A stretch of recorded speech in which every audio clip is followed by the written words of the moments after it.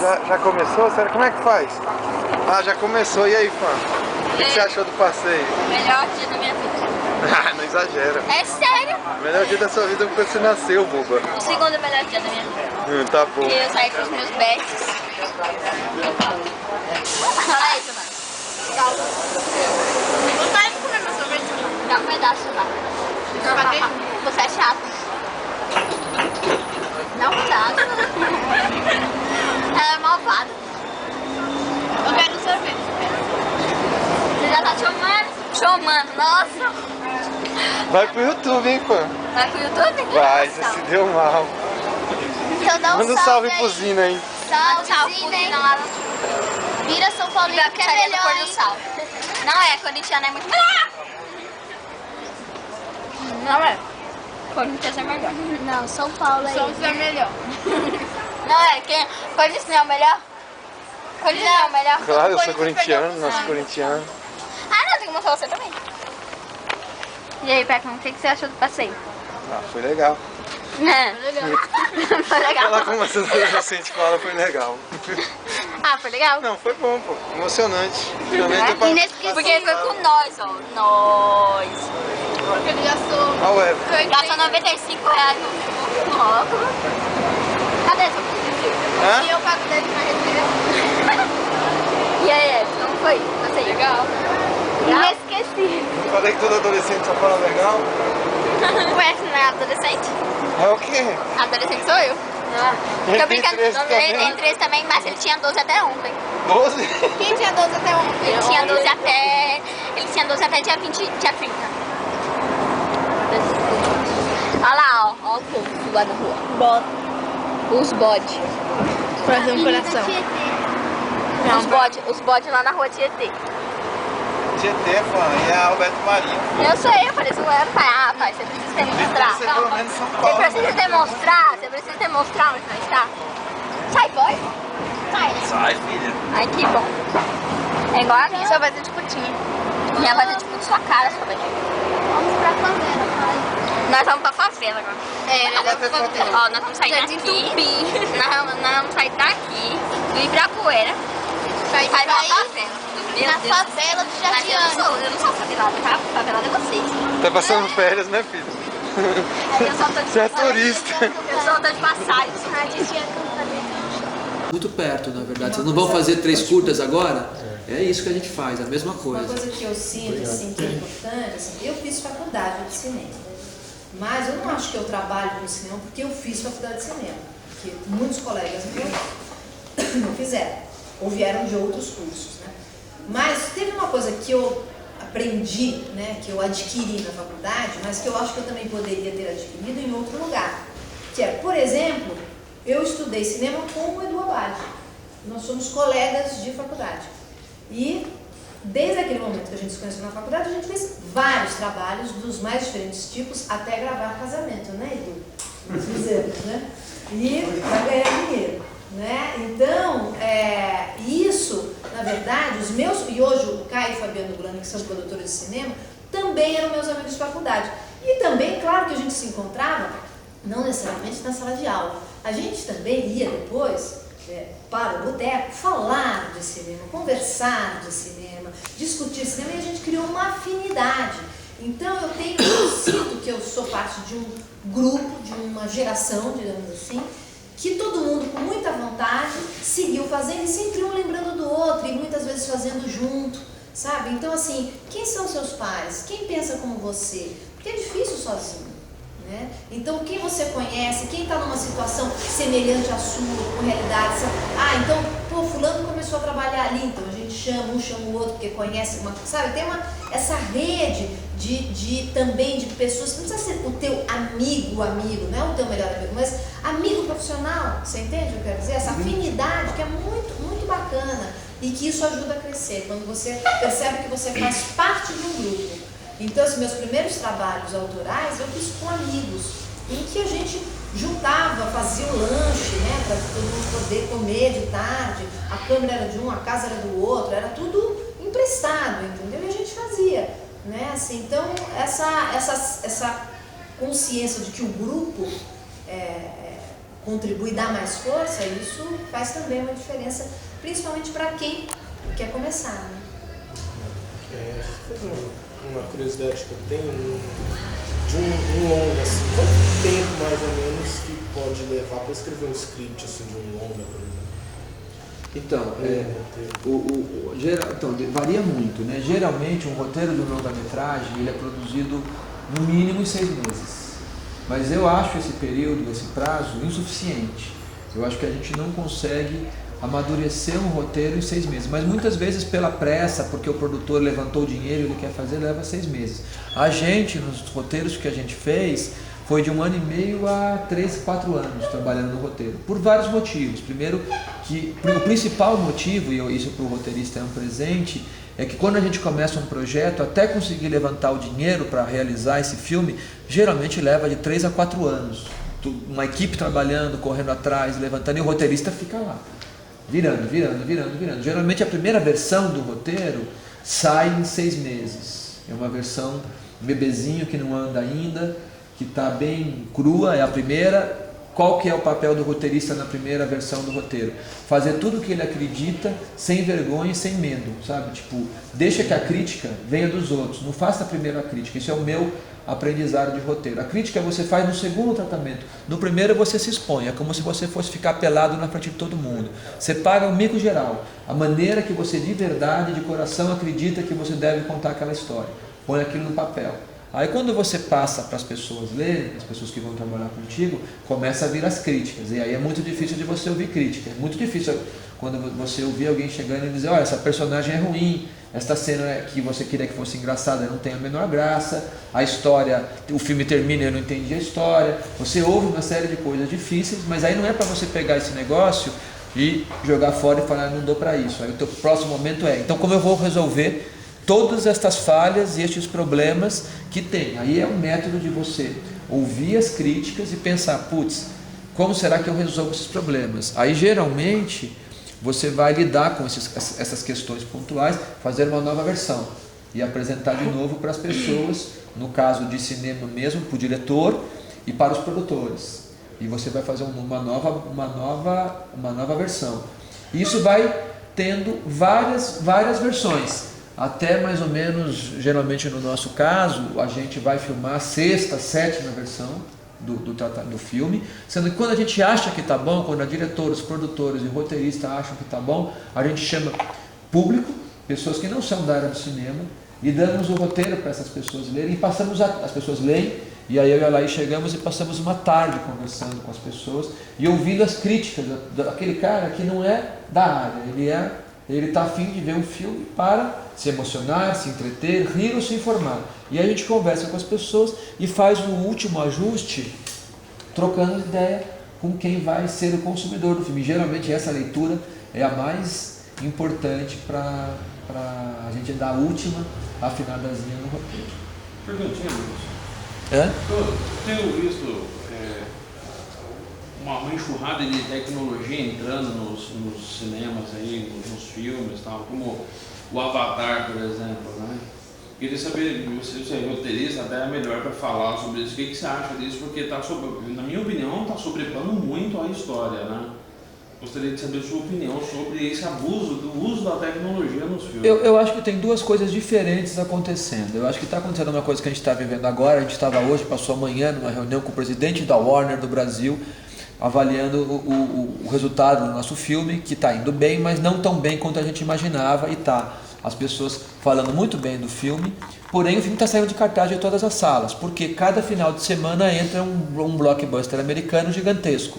Um final de semana entra Alice, no outro entra Homem de Ferro, no outro entra A Hora do Espanto, no outro entra Robin Hood, no próximo entra Fúria de Titãs, um monte de bobajada. Só que ele nos explicou uma coisa que está acontecendo, que ele falou que está assustando até os estúdios americanos, as pessoas estão consumindo só os cinemas evento. Por exemplo, no Brasil está aumentando o poder de aquisição da população. Essa história que a classe C agora com o governo Lula está tendo mais dinheiro, tá? E ele fala, o que a gente está percebendo é que nos últimos na última década, nessa década do Lula, as pessoas de uma classe que estava mais apertada melhorou de vida e comprou televisão, comprou geladeira, deu um passo assim, em morar numa casa melhor e estão começando a consumir coisas que não consumiam antes, como cinema. Só que o que esses caras estão consumindo? O filme da vez. Então, para você ter uma ideia, o final de semana passada tinha quase 90 filmes em cartaz no Brasil ao todo, assim, muitos filmes em cartaz. Dos ingressos que foram vendidos no final de semana, 92% dos ingressos vendidos foi para apenas 2 filmes, Alice e Homem de Ferro.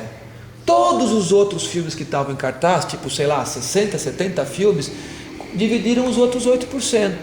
E ele falou, isso é porque a gente está sendo manipulado, assim, e ele é da indústria, ele falou, mas nem para nós da indústria é tão boa essa concentração. O que está acontecendo é, o cara vai no cinema e quer ver qual é o filme da vez. Eu fui no cinema, qual é o filmão da vez? É o Homem de Ferro. O cara não pensa, o cara vai e compra aquilo. Seja aquilo uma porcaria ou seja bom. Por exemplo, no caso dessa conversa de hoje, o cara da Warner falando, por exemplo, o Avatar, ele dizendo, acho um bom filme. O Homem-Aranha 1, um bom filme. O Homem de Ferro 2 e o Alice são filmes ruins, ele falou. Só que vende, porque as pessoas não estão tendo olhar crítico. A pessoa vai e compra como se fosse sabão em pau omo, o produto do momento. E não está tendo critério. Então isso é um fato triste, dito por ele, que nós estamos sentindo na pele, e que é uma tragédia, que a gente está falando como nós, como cineastas, nos situamos politicamente em relação a isso, porque a gente tem um depoimento a dar. Nós estamos na trincheira, nós estamos na guerra, não sabemos. Como a gente intervém nesse mundo que é muito maior que nós, dizendo, gente, isso não é legal, a gente não sabe como, mas eu tenho vontade de gritar sobre isso, isso é uma coisa. Agora, dentro da indústria, ainda a história é uma coisa importante. Por exemplo, eu acho que o Avatar fez o sucesso que fez porque ele tem essa tecnologia gigantesca, mas para mim tudo é subjetivo. O cinema não é a arte da verdade, não existe uma verdade sobre, existe uma opinião sobre a coisa. Mas eu acho o Avatar uma puta história bem contada. Eu fui ver o filme e eu achei a história incrível, eu acho aquele James Cameron um baita de um roteirista e acho que fez 9 milhões de espectadores por causa da história, porque mesmo esses blockbusters todos que eu te falei, Alice, Homem de Ferro, todo mundo fala, para em 3, 4 milhões, nenhum filme passa disso. Quando um filme vira um negócio gigante desse de 8, 9 milhões, é por causa da história, não é por causa do dinheiro.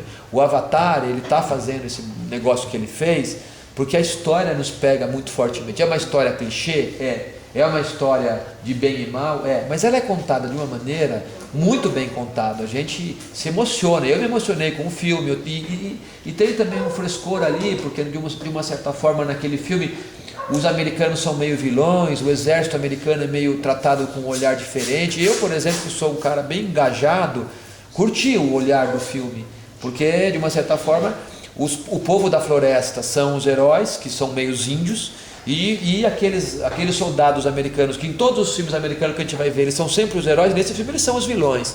Então teve alguma coisa interessante aí. Então o que eu acho tem uma levada aí que é esse fenômeno de massa da propaganda, que a gente acaba agindo impulsionado pela propaganda e compra qualquer porcaria que nos empurram.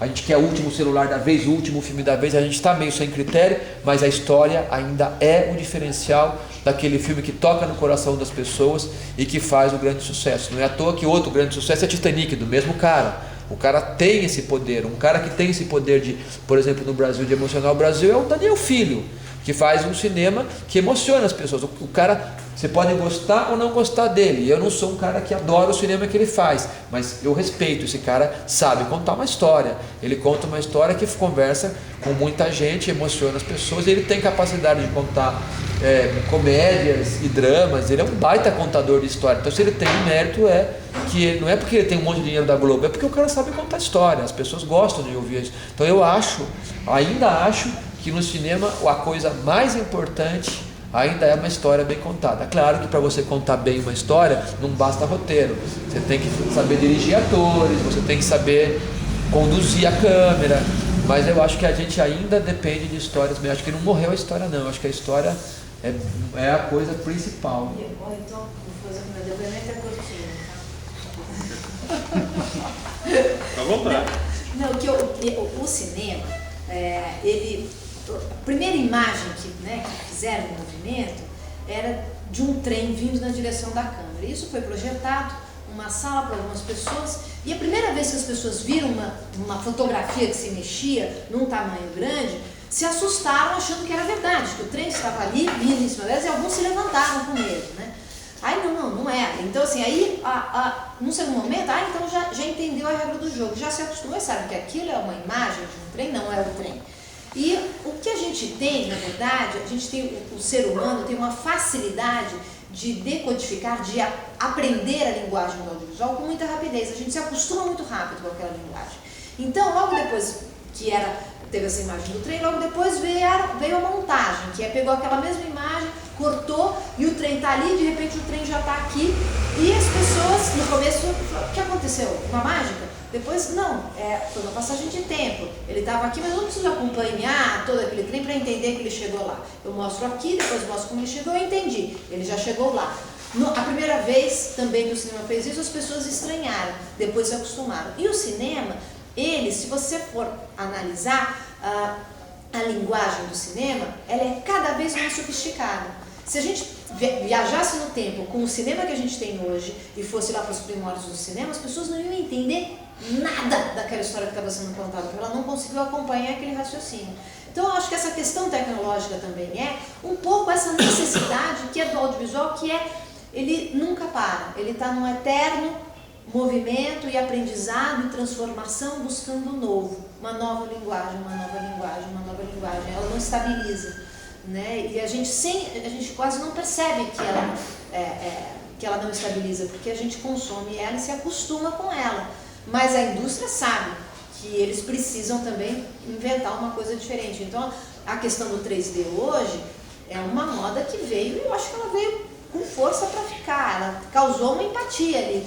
É uma técnica antiga? Mas o público quer mais e quer mais. E agora não basta só aquilo, tem que ter um efeito X, é igual a montanha-russa, não basta só um looping, tem que ter 3. Né? Então e assim vai, sem fim, para onde vai? O 3D já era usado na década de 50 e 60. É uma técnica antiga, exatamente, só que agora os caras estão evoluindo. Laís, Luiz, assim, eu comecei a me interessar em querer pegar numa câmera e fazer alguma coisa depois que eu assisti Cartão Vermelho, né, que eu achei hiper interessante assistir. Ali eu comecei a me interessar, eu falei, Como você assistiu o Cartão Vermelho?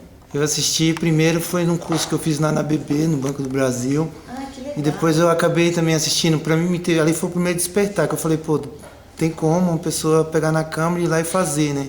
A questão da bicicleta lá, da bola e tal. E assim, mas eu queria ouvir, assim, eu sempre tive curiosidade de ouvir da boca de vocês, assim, a questão do Cartão Vermelho mesmo. Vocês falaram sobre como foi fazer, construir, sei lá, assim, eu sempre tive essa curiosidade, porque foi quando eu comecei a falar, um dia eu vou poder pegar na câmera, eu posso pegar na câmera e fazer de qualquer jeito, depois ver o resultado final. Depois eu assisti, fiz uma releitura na internet, eu comecei a ver detalhes assim que dava para fazer sem precisar ter esse segredo hollywoodiano, né? Porque a gente é bem hollywoodiano, né? A gente pensa, é uma indústria e tal, cara pra caramba. Olha, muita gente eu fui fazer. Pensa que esse curto eu fiz na faculdade, porque você vai ver os créditos de todo mundo da faculdade, mas não é. Ele foi feito fora da faculdade, mas com os meus amigos, como eu expliquei aqui, de faculdade. E ele a história do Cartão Vermelho é um conto de uma amiga minha, morava numa república, era um conto dela. Tá. Então também estava ali do lado, entendeu? A maneira como ele nasceu foi muito caseira, né? E eu vim do vídeo, ele foi feito com película, mas como eu vim do vídeo, eu tratei a película muito parecida com um certo desrespeito possível com a câmera de cinema que eu aprendi no vídeo, que não posso ter medo disso daqui. Né? Vamos fazer, e eu tinha trabalhado um pouco com publicidade, e a publicidade é cheia das gruas e equipamentos. Eu falava, cara, mas não dá nunca, né, que eu vou poder fazer um filme com uma linguagem de um filme de publicidade, porque eu não tenho esses equipamentos. Mas eu trouxe algumas coisas que eu via o pessoal da superprodução fazendo. Eu falei, eu não tenho a grua, mas eu posso fazer a mesma coisa com a mão. Então a gente inventava umas coisas, uns movimentos de câmera, bota uma cadeira lá no alto, segura a câmera lá de cima, mas era tudo caseiro, entendeu? Mas inspirado em possibilidades de movimento de câmera de superprodução, que eu mesma não tinha feito, eu só tinha olhado, falei, nossa, que legal, que bacana. Então ele é um pouquinho despretensioso nesse sentido, entendeu? Assim, para mim foi um trabalho eu já tinha feito muitos outros trabalhos antes, todos em vídeo. Esse filme, ele participou de fato de muitas mostras e festivais e ele para mim foi o meu cartão de visitas, assim, eu consegui entrar no mercado de trabalho depois que eu fiz esse curta-metragem, eu fui reconhecida como diretora, né? Então ele foi realmente para mim um marco na minha carreira, mas ele não foi meu primeiro trabalho. Eu falo isso porque assim, ali a gente sente que dá pra fazer alguma coisa, entendeu? Acho que o filme transmite isso. Que legal. Deixa eu fazer uma questão de ordem, que é o seguinte, eu estou preocupado com uma coisa, eu estou preocupado que em vez da gente ajudar, eu tenho medo da gente atrapalhar. Então eu queria ouvir o Edu, porque eles têm uma dinâmica que hoje ele trocou a aula de roteiro pela aula de câmera, e eles têm que fazer esses vídeos. Então eu tenho medo da gente esticar essa aula, você perder a sua aula de câmera, a gente para por aqui, você retoma a aula de câmera, eu não queria atrapalhar a sua dinâmica com eles, porque senão depois, em vez de ajudar, a gente atrapalha. Eu acho que essa conversa que a gente está tendo aqui é riquíssima para todo mundo, assim. Não vai te atrapalhar com os teus horários, com o teu cronograma para a realização do vídeo que você... Sabe por que não? No primeiro dia a gente faz uma oficina aqui e eu dou meia hora para eles fazerem um curta de 1 minuto. E eu falo assim, vocês vão me falar depois que se vocês tivessem mais 5 minutos, mais 10 minutos ia ficar melhor. E a gente vai chegar no final e a gente vai ter que administrar tempo e decisões. Então isso é uma questão que eu acho que a gente pode abrir até para todo mundo aqui. Porque, como você sabe, administrar tempo e administrar também pessoas é a coisa mais difícil que tem no cinema. Então, eu acho que alguém acha que atrapalha, Eu acho que não dá para tomar um cafezinho todo dia e oportunidade de conversar sobre isso aqui com quem já faz, com quem já fez, com quem... Desculpa, eu vou atender aqui só. Eu não sei se vocês querem falar um pouco, então aproveitar e também misturar um pouco com o roteiro e falar um pouco das histórias que vocês estão pensando em contar pra gente também, de que maneira contar as histórias, sabe? Tipo, a gente trocar uma ideia com vocês, focado na área dos roteiros, do que história vocês vão contar, vocês falarem um pouco disso e a gente comentar alguma coisa, no sentido de ajudar vocês um pouco nesses e trocando experiência, pensando nas histórias de vocês, por exemplo. Me chamou a atenção porque o Juarez perguntou para você como que é essa questão de fazer um longa-metragem, e aqui a gente está passando pelo mesmo processo também, que é eles escolheram a história no domingo, cada um deles apresentou uma história. Agora eles têm 1 ano e meio para escrever. 1 ano e meio contado em dias. E aí o que é interessante é que ontem eles ficaram trabalhando em cima da história. E aí o nosso trabalho, meio do Fabrício, é chegar no grupo, ter um entendimento do que é essa, né, de como eles estão contando a história, tentando buscar dentro de cada um o sentimento, para fazer, né, desse processo uma busca desse sentimento, para saber exatamente se eles conseguiram comunicar. Agora, saber comunicar, tem que saber o que comunicar, né? E é isso que a gente está trabalhando aqui com eles ontem. E aí tem aqueles altos e baixos, né? Hora parece que não tem nada, a história é a melhor do mundo e hora parece que não tem nada. Então acho que vocês poderiam aí colocar à disposição a história de vocês. Sim, claro. Só aproveitando isso, que é um sentimento muito verdadeiro, tem hora que a gente parece que a gente tem a melhor história do mundo, tem hora que não parece que não tem nada. A Laís, quando voltou da primeira semana de filmagem do Chega de Saudade, depois que a gente tinha filmado 3 anos no roteiro, quando ela terminou a primeira semana de filmagem, ela voltou pra mim, que sou o roteirista, e falou: Luiz, eu acho que a gente não tem história nenhuma. 1 semana de set de filmagem, com 150 pessoas trabalhando. E, ou seja, esse drama, essa angústia, ela é humana e ela faz parte da criação e parece que ela nunca se resolve. A gente tem que ir meio de olho escuro, tentando entender onde ela está, mas a gente não tem certeza absoluta nunca, né? É uma coisa que é muito fugidio. Você vê a gente com uma indústria por trás, com a experiência de ter feito o bicho. Depois eu falei, não, calma, tem uma história aí sim, você tá de bad trip, claro que tem uma história aí. Aliás, tem várias histórias, vamos ver quais é. E depois a gente achou as histórias e tal. Mas a gente fica mesmo, é um pouco uma montanha russa. Não é só com vocês, a gente vai da euforia para depressão. Agora, a gente não pode nem trabalhar na vibe da euforia, porque não é a melhor história do mundo, é a mais importante, mas não é a melhor, e também não é uma porcaria. Então a gente não pode deixar dominar o sentimento de euforia nem o de depressão. A gente bate nas duas pontas, a gente tem que encontrar um outro caminho, que não é nenhuma das duas pontas, né? Acho interessante que o Edu e o Fabrício veio conversar com a gente, sentou ali, a gente já estava filmando. Eles falaram, bom, agora o que a gente vai fazer? Começou de zero, eles vieram aqui e atrapalhou a gente totalmente. E agora a gente você está falando, a gente falou, ufa, ainda bem que a gente não é, a gente é desse mundo também. Mas é assim, né? E quando eu fiz o Cartão Vermelho, eu também tive uma crise, não achava que o filme estava montando, nossa, não tem história, não consigo contar essa história, né? Porque o Fabiano Gulani, produtor, que sempre diz, né? Para fazer um filme, na verdade, você faz 3 filmes. O primeiro filme é o roteiro, é o primeiro filme que você idealizou. O segundo filme é aquele que você filma de verdade, porque na hora da filmagem, nem tudo que estava no roteiro você realmente consegue filmar, ou tem surpresas na hora que você não pode deixar passar. Então vem um segundo filme aí. E na hora da montagem é o terceiro filme, porque também na montagem você vai lidar com aquele material que chegou na tua mão. Não adianta ter um roteiro falando aquilo que você não filmou, aqui não tem material para montar. Você tem que recriar a história em cima do material que existe. Se vira com isso. Né? Então vai vir um outro filme. E todo filme respeita exatamente esses 3 filmes.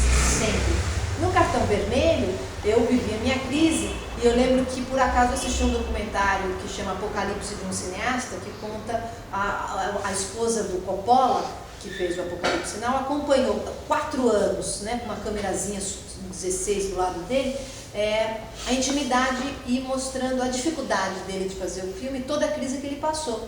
E ele era o Coppola, que fez Apocalipse, Poderoso Chefão e tal, vivendo uma crise, e eu ali no meu cartãozinho vermelho, falando, cara, mas é essa crise que eu tô vivendo, é igual. E eu falei, que engraçado. Aí eu falei, pô, se o Coppola pode, eu que sou amadora, eu também posso. Aí eu falei, então eu me acalmei na crise. Mas ao mesmo tempo já me veio um segundo pensamento que nossa, peraí, o Coppola, que é o Coppola, está tendo essa crise, ou seja, essa crise não vai passar nunca. Ela faz parte da profissão, né? E agora eu estou no meu 3º longa-metragem e eu posso dizer que é verdade, ela não passa. Realmente, faz parte. Agora tem uma questão que eu acho que é importante pra gente minimizar, porque às vezes tem a sensação que, puta, eu tenho uma puta história incrível, essa história vai ganhar o Oscar. Aí você olha e fala, puta, minha história é uma merda, não serve pra nada. Não é nenhuma coisa nem outra. Mas eu acho que tem uma pergunta, eu como roteirista, e mesmo quando eles vêm e voltam e falam, putz, acho que a gente não tem história. Que tem uma pergunta que a gente tem que responder para testar se a gente tem uma história, que é uma pergunta que a gente tem que fazer para nós mesmos, e a gente tem que dar uma resposta convincente para qualquer pessoa que perguntar, que a pergunta básica é, por que eu preciso contar essa história? Essa é a pergunta que você tem que fazer diante do seu roteiro. Qualquer pessoa não pode chegar para você, por que você tem que contar essa história? Por que não outra? Por que esta? E a sua resposta tem que ser boa. Todo mundo que ouve fala, ele tem razão. Esta pergunta, na minha opinião, é a pergunta crucial.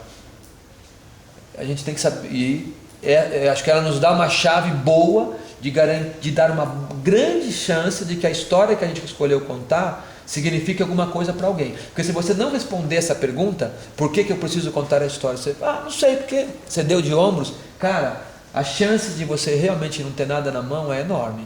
Então essa pergunta tem que ser bem respondida. E assim, essa pergunta é importante porque o filme é feito com uma equipe.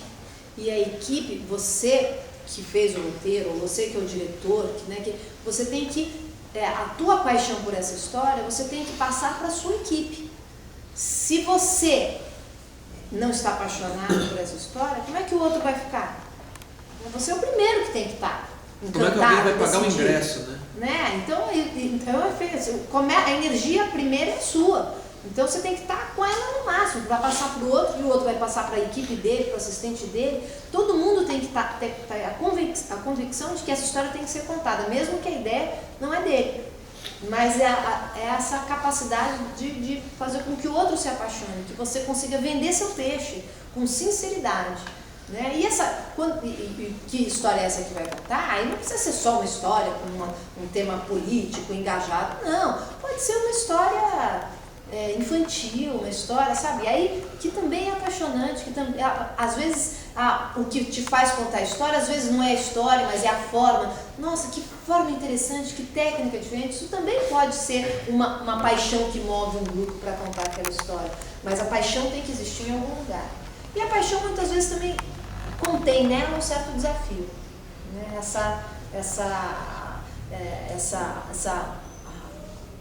né, assim, também não está nada resolvido, não está pronto. Um desafio, a gente vai conseguir chegar lá, né, atravessar esse Oceano Atlântico, né, isso é gostoso também, né, um desafio. E como a gente faz para a gente chegar lá, né? Tem um desafio aqui que é interessante, que a gente fica toda hora falando, que a gente trabalha o conceito coletivo aqui. Então aqui ninguém é dono, ninguém vai fazer um filme da vida porque tem que fazer um filme coletivo, trabalhar a coletividade.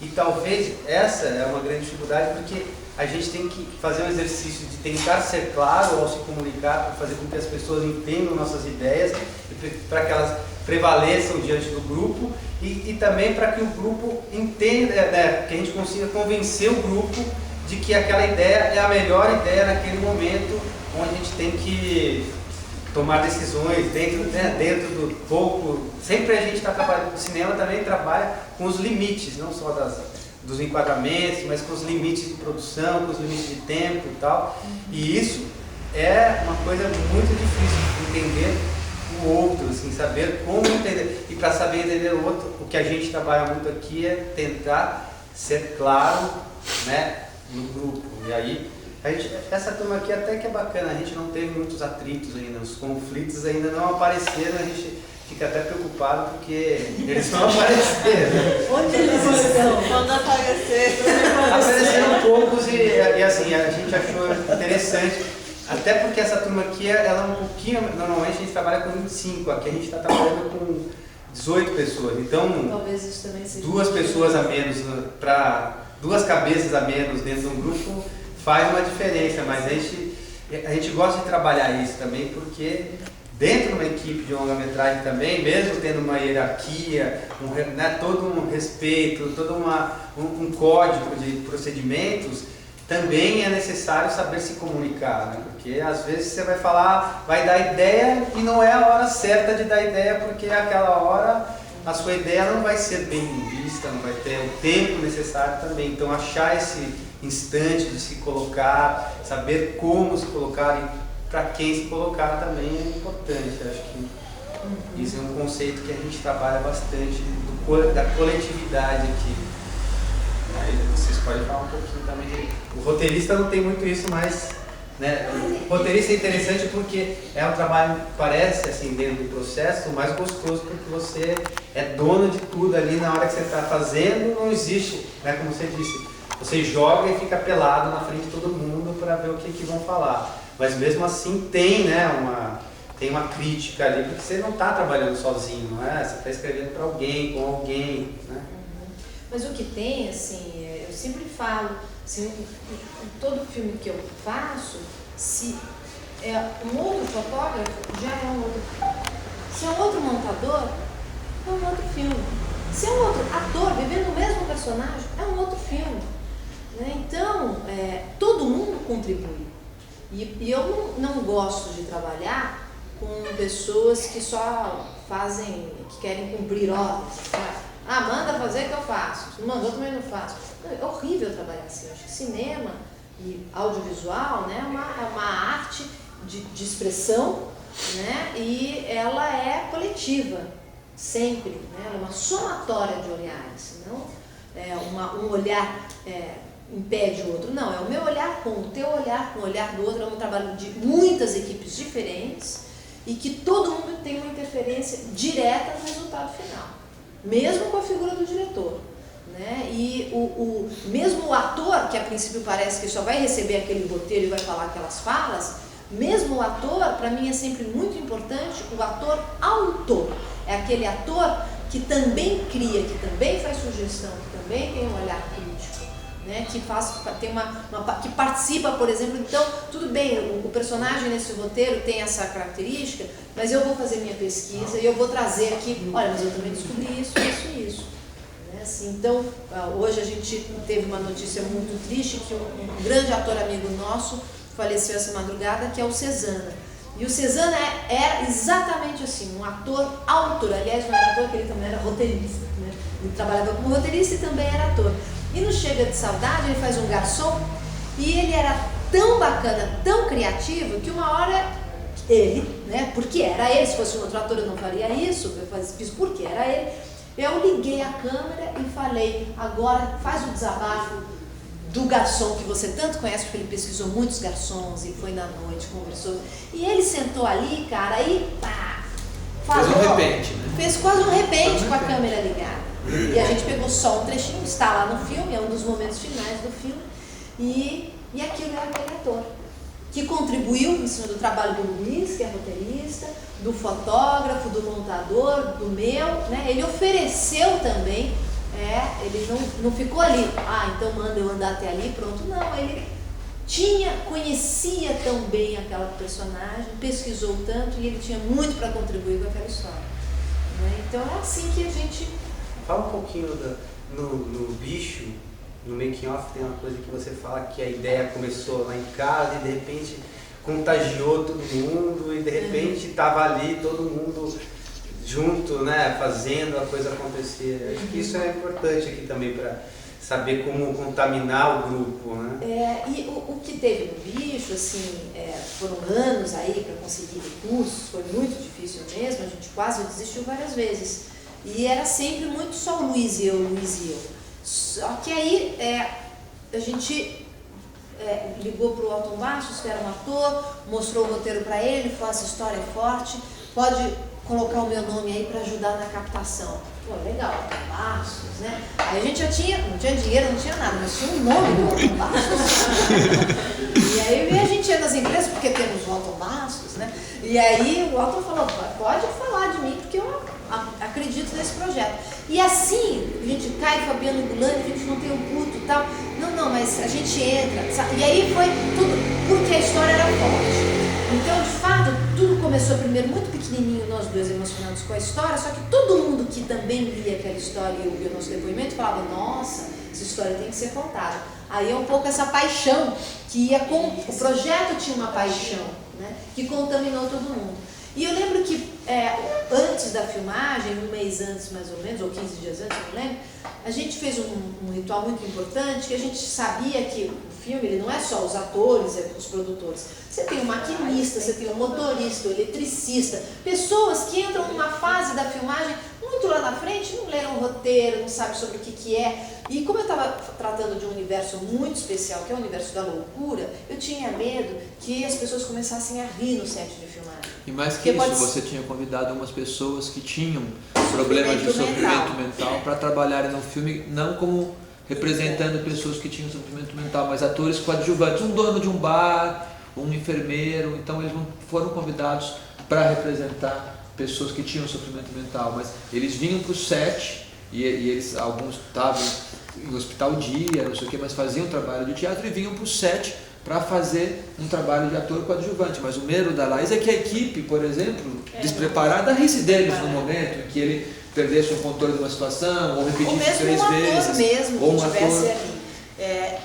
E aí, para isso, a gente chamou um filósofo, um estudioso, um cara muito bacana, que chama Peter Paul Pelbar, e a gente fez um encontro com a equipe, aí veio todo mundo, veio o motorista, cozinheiro, eletricista, todo mundo que fica distante do set, a princípio, que não estava tão por dentro de que história estava sendo contada, mas que faz o filme, que cria esse clima importante de respeito. Todo mundo ouviu a palestra dele. E ele falou tão bem, ele foi tão esclarecedor para todo mundo. E estavam lá também os atores, estava lá Rodrigo Santoro, estava lá o Alton Bastos, estava lá todo mundo. E todo mundo ouviu a mesma palestra. Então foi um ponto de partida de estamos todos juntos contando essa história. Né? Isso aí com respeito. O que ele falava, sobretudo, era o centro da história. Em vez de ele explicar a história,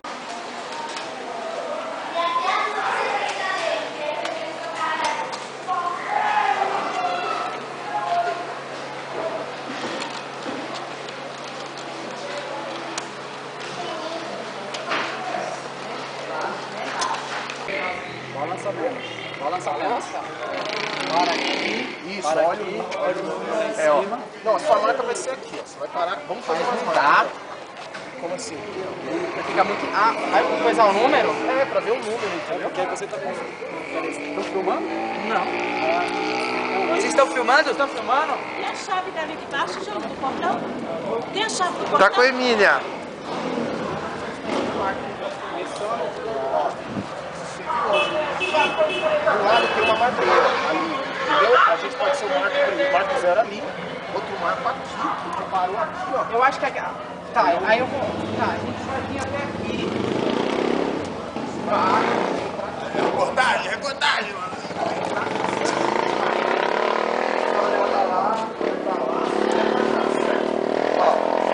Olha pra cá. Você viu essa porta aqui aberta. Você veio, parou aqui e olhou. Olhou. Ah, legal que tá aberto. Você entra aqui, olhou de novo e ninguém. Certo? Você gira, pode girar mesmo, não tem problema. Pausa não, continua. Não, pausando. Dando sequência. Não, pausando. Vai pausar, porque tem que fazer corte, senão a gente não faz corte.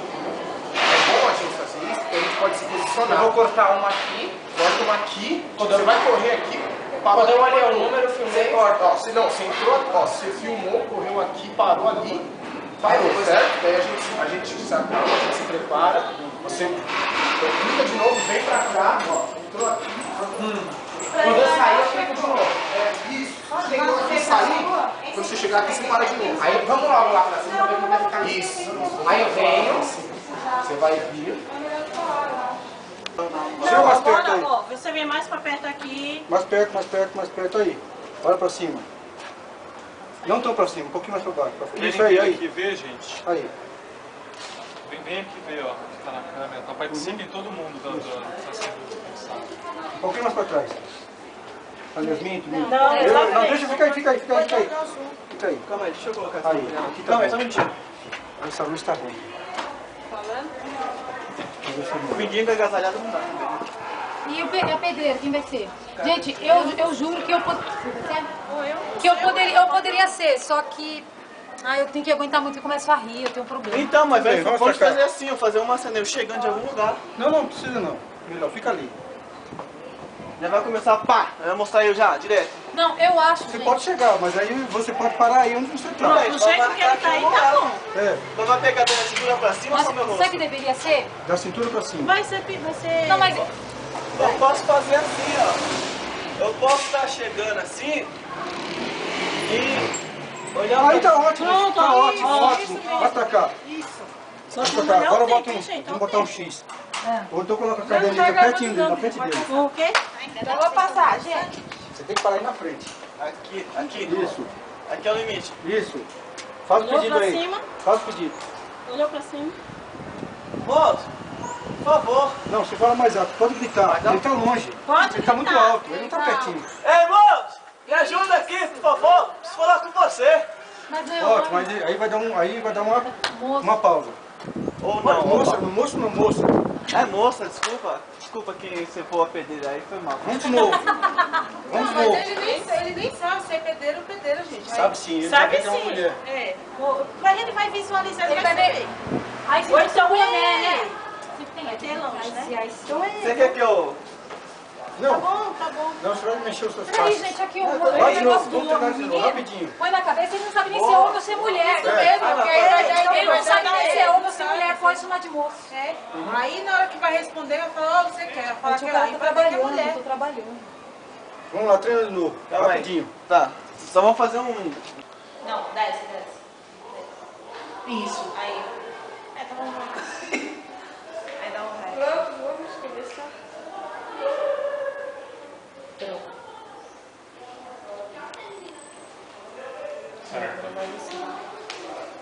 Fabiola, vamos Aí faz o teste também.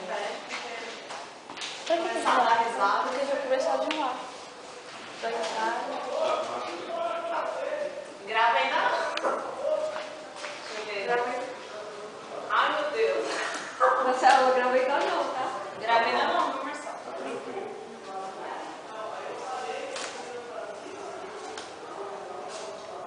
Eu tenho que falar olhando pra câmera, né? É.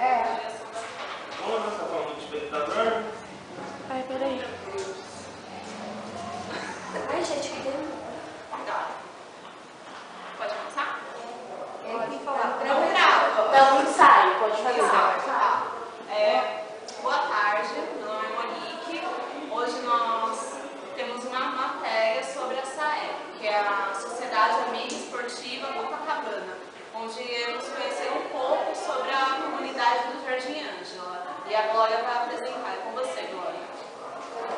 para aí. Tá, aí você continua gravando. Aí eu vou Mas lá. esse é o mesmo que tem. Não é solucionar a página. Deixa eu ver. Ó, aí se você não vai gravar, você vai deixar minha foto não, tá? Ó, onde que é a bandeira? É lá na frente. Mas primeiro tem que gravar ela, né? História número A, letra A, né? Número A. A história número A é aquela que vale 3 pontos, é aquela que vocês fariam, a que vocês acham a melhor. Mas não necessariamente vai ser essa história que vai ser escolhida. A história B é aquela que vocês fariam também, porque vocês gostam dela. Ela vale 2 pontos. E a história C vale 1 ponto. Ao final, pode escolher a sua, por isso que a gente escolhe 3 histórias, uma com 3 pontos. Então, peraí, vocês vão escrever A, 3 pontos, B, 2 pontos, C, 1 ponto. E aí, aí a gente vai para o segundo turno. O que vai acontecer no segundo turno? A gente vai escolher as mais votadas. Só que aí a gente vai eleger 5 histórias que vão para o segundo turno. Daí essas 5 histórias vão ser eleitas em 2. Cada um vai votar 2 vezes. A, 1 ponto, B, 2 pontos.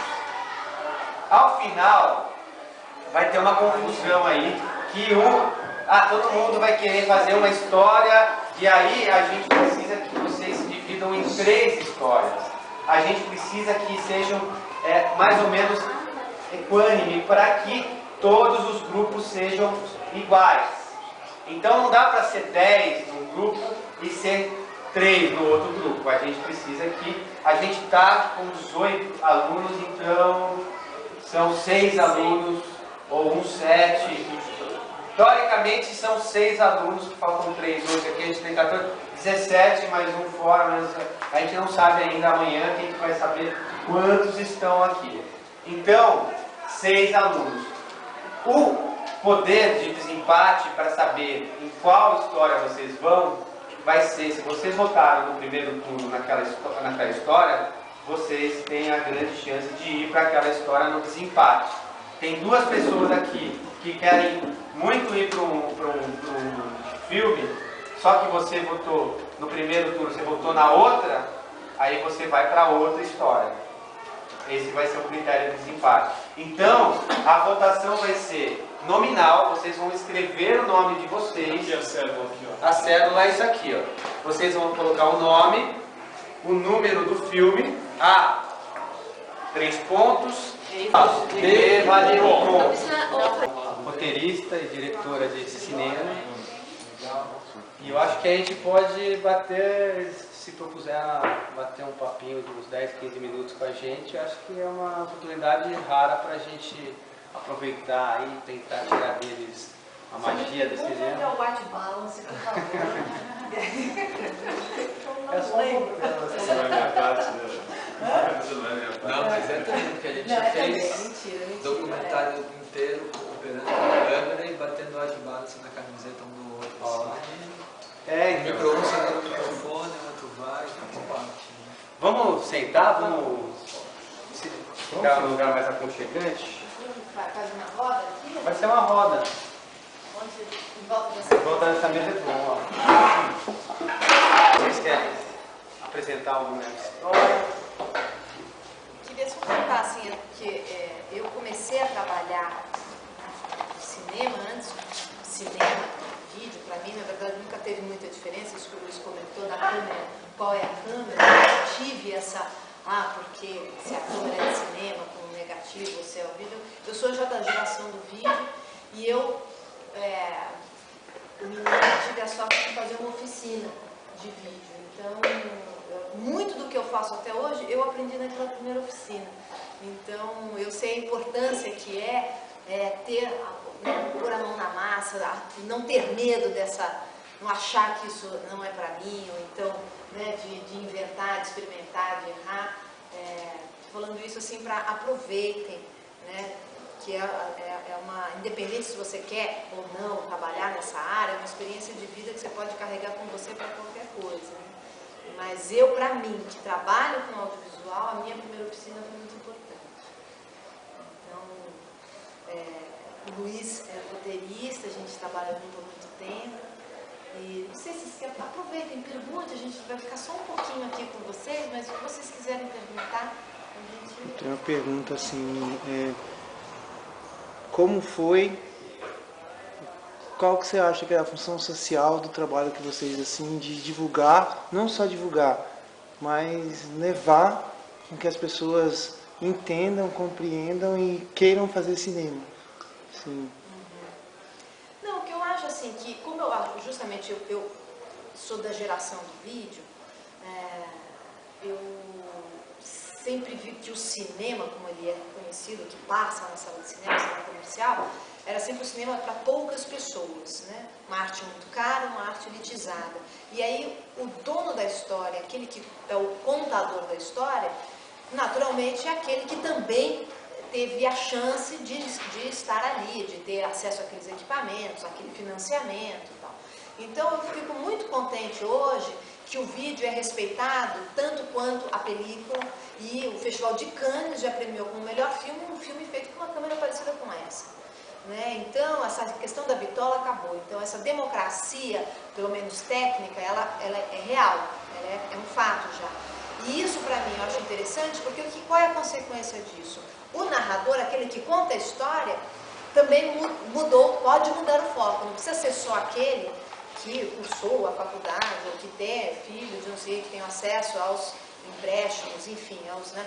Então, assim, isso eu acho que pode mudar o conteúdo das histórias e a forma das histórias do nosso audiovisual. Então, eu acho que a qualquer momento, daqui a alguns anos, a gente pode olhar para trás na nossa história e perceber que a gente viveu uma revolução de linguagem, de conteúdo do audiovisual, por justamente ter essa democratização do acesso ao equipamento e não só o equipamento, mas essa possibilidade de todo mundo também ter voz, né? E eu acho que o brasileiro, ele é muito criativo, né? Assim, porque se a gente for ver na nossa música, para fazer música, você não precisa muita coisa, né? Assim, então, assim, no Brasil, não é difícil você encontrar uma pessoa que com uma caixinha de fósforo faz um som incrível, né? Ou seja, basta a caixinha de fósforo. O resto é a criatividade dele, né? O som dele, da cabeça dele. E isso eu acho que a gente tem um pouco essa sorte, que o brasileiro ele tem esse pé na criatividade forte. Então eu comparo essa câmera de vídeo com a caixinha de fósforo. Eu acho que é a caixinha de fósforo que a gente pode espalhar pelo Brasil. Boa noite. Eu tenho uma pergunta e assim, por sorte, duas pessoas que eu queria fazer a mesma pergunta. Eu chego para você e falo, eu queria ser você. O que eu preciso para ser você?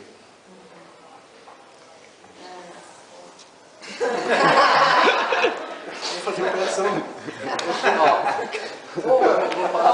Você vai falar? Eu vou falar como roteirista, porque na verdade o que é o meu trabalho, na verdade, eu sou um contador de histórias, né? Eu trabalho como roteirista, eu escrevo histórias. O que eu mais me orgulho é que já faz muito tempo que eu escrevo as histórias que eu quero. Não recebo uma encomenda para fazer uma história. Eu conto a história que eu acho importante contar. Desde o Bicho de Sete Cabeças foi uma história que a gente resolveu contar essa história. O Chega de Saudades também. A gente se encantou com os salões de baile, com as pessoas que frequentam os salões de baile. A gente ia às 7 horas nesses bailes de terceira idade, via como era legal as pessoas mais velhas, perto, com a morte batendo na porta, e a fim de ser feliz, a fim de dançar, um ambiente que parece de adolescentes, todo mundo querendo namorar, mas que a vida já está lá num momento complexo, e as pessoas reagindo de uma maneira muito legal. Então a gente falou, vamos fazer um filme sobre isso. Então o que eu acho legal mesmo nessa coisa de ser roteirista é você poder contar que as histórias que você acha importante contar para as outras pessoas. E o que eu acho importante, vou chegar onde você perguntou, o que eu acho importante, na verdade, é a gente quebrar, e é isso que a gente tenta fazer em diferentes graus, a gente quebrar um circuito que só a Rede Globo fala e a gente escuta no audiovisual, ou seja, só tem um emissor e a gente só é passivo diante disso. O que a gente luta, e por isso que a gente assim, trabalha para que essas oficinas aconteçam, é que a gente precisa criar um tráfego diferente na produção de imagens. A gente não pode só ser consumidor de imagem, de telenovela, de jornal nacional, porque quando você faz uma oficina como essa, não só você se habilita a pegar uma câmera sua caseira e documentar coisas importantes, não só para ser um cineasta que vai passar no cinema, mas, por exemplo, documentar a história da sua família, por exemplo, documentar a história do seu filho, por exemplo, documentar a história do seu bairro, sabe? Então, a gente tem que criar um circuito de registrar para nós consumidores, mas a gente produzir imagens que as oficinas que a gente está fazendo, essas imagens são trocadas. O cara de Volta Redonda que fez oficina entra lá no portal e vê o que o pessoal do Jardim de Ângela está falando. Que história vocês decidiram contar? Aí que entra a história do roteirista. Que história vocês querem contar? O que é importante para vocês? É quebrar esse circuito, que vem alguém de fora e conta o que é importante, por exemplo, para o pessoal que mora na Jardim Ângela. Eu não sei o que é importante, entendeu? Então, a possibilidade da gente criar um circuito diferente de contar histórias é o que realmente pode ser uma coisa diferente, assim, para o país, no Brasil. A gente quebrar esse eixo de que nós somos apenas consumidores de história, de telenovela e de telejornal. Quando a gente começa a fazer uma oficina como essa, a gente percebe que tudo é construído, não existe a verdade.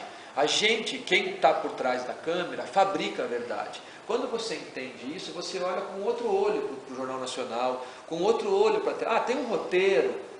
Tem um enquadramento. Eu escolho que maneira eu vou mostrar a verdade. Na hora que você entende isso, você fala, então esse negócio de audiovisual não é a verdade, é uma construção da verdade. É uma construção da verdade.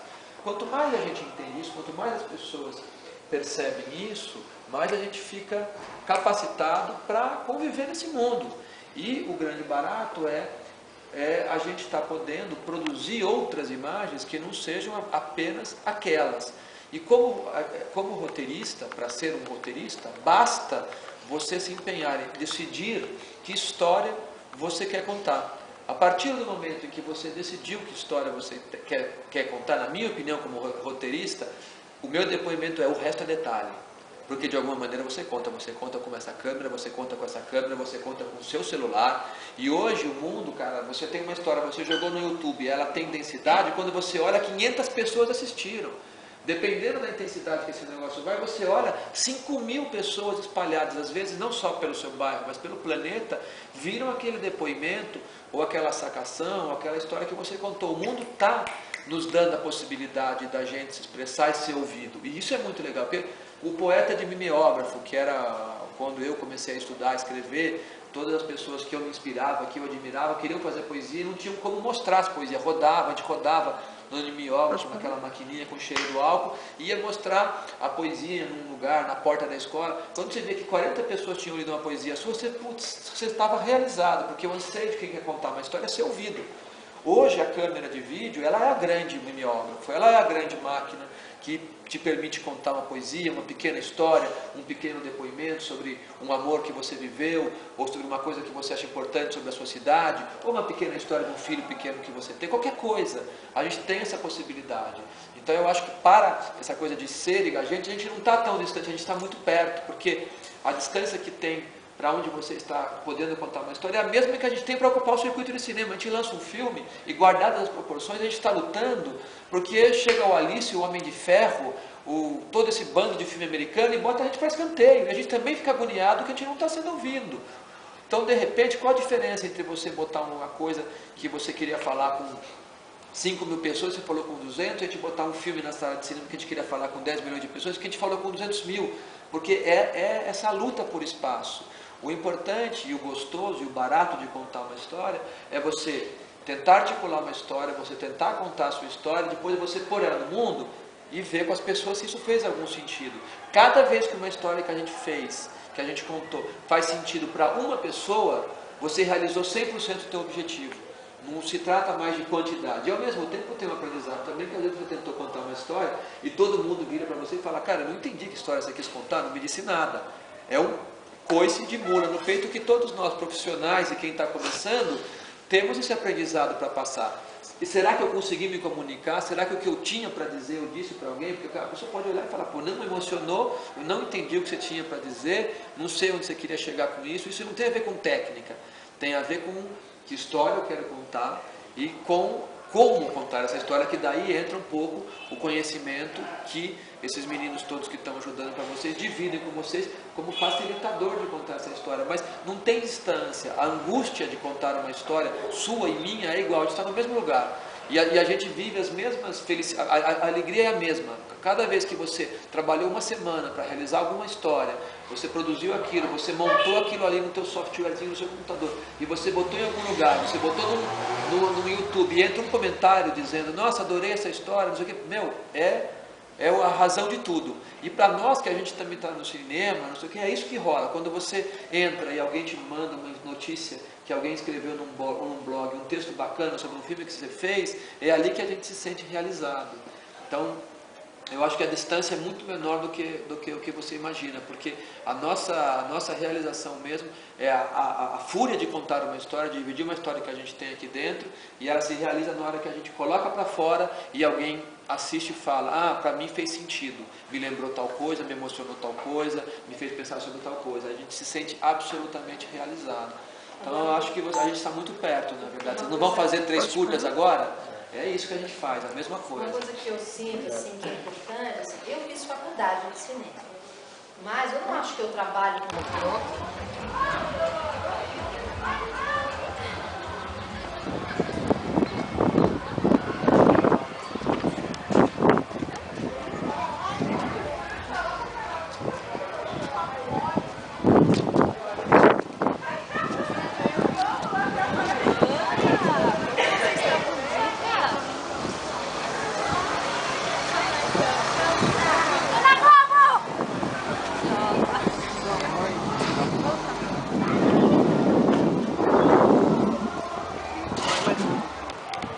Pode já?